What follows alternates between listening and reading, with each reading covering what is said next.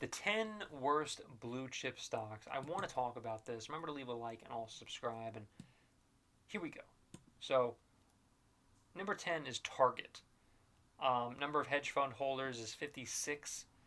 Now, Target, they have just not been performing very well, obviously. And, when we talk about Target versus Walmart or even Amazon, then Target is by far the worst one out of all of those to invest in. Hewlett Packard, HP, garbage. I don't know what there were so many people that were very bullish on it, on HP as well as Intel, which Intel might be on this list. But HP should definitely be on this list too, with the number of hedge fund holders at 66, which is a ton. Think about that. How many hedge fund holders are actually have that company? Is insane. FedEx is another one with 66 hedge fund holders. So FedEx Corp continues to advance its Network 2.0 transformation tricolor initiatives. I have personally used FedEx. I personally use UPS. I've had terrible experiences with both of those companies.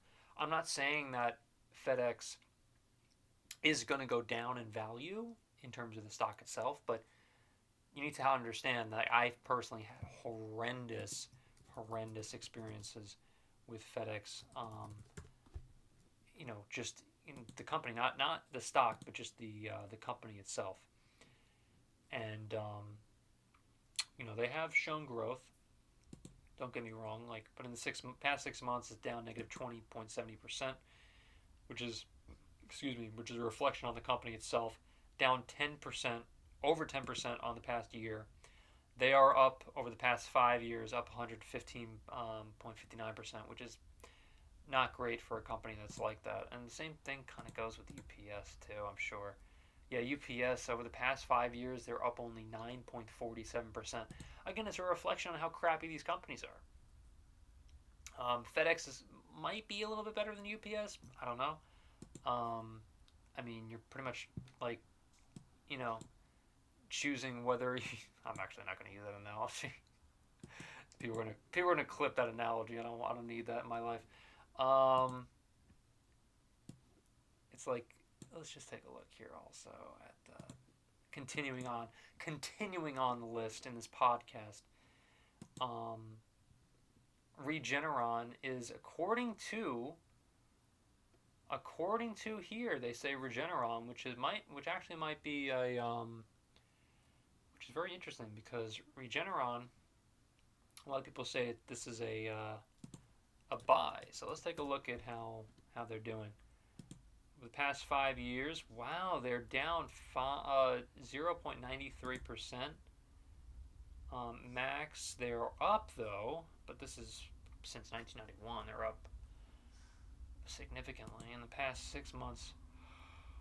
They're down negative 41.97%. And so, revenue of 3.3 bill, net income is at 808.7 million. Let's continue on, guys. Let's continue on, because we're only on number 5 here. Oh yes, Nike. They should be on this list. This is just ridiculous. Nike declined 20.3% on a year-to-date basis. 20%. They might bounce back, but right now, at this very moment in time, it's not looking good. I'm not saying they're not going to bounce back. This is probably the first company that I've seen that, at least on this list, that has a very fair chance of bouncing back. Regeneron too. KKR and Co. at negative 20.8%. They're a private equity and real estate investment firm. Interesting. Wells Fargo, though, they have maintained a buy on this. A lot of these are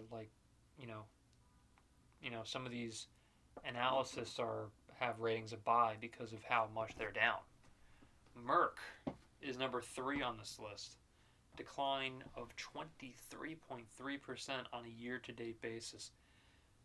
God, losing 23.3% on your money on a stock is just horrible.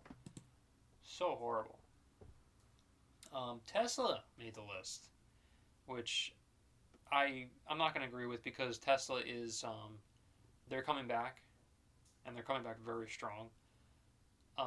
Morgan Stanley analyst Adam Jonas of the Jonas Brothers recently maintained a buy rating on Tesla. They have a setting price objective of $410. How about that? And let's take a look.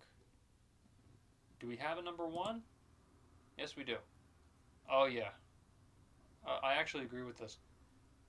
Apple is number 1. And I'll tell you why. It's because well, you know what? I'm not going to agree with this. I'm actually not. I can take it back. I'm doing this off the cuff.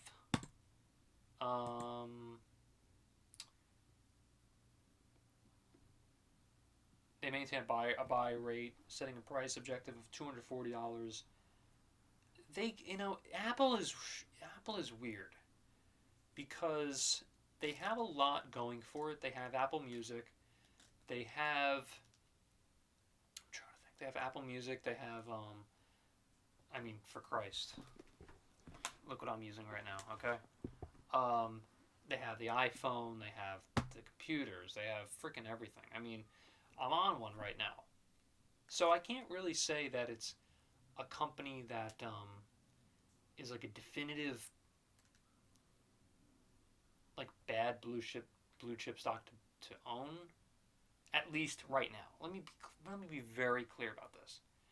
If you would have bought Apple 10 years ago, then you'd be laughing right now, and rightfully so.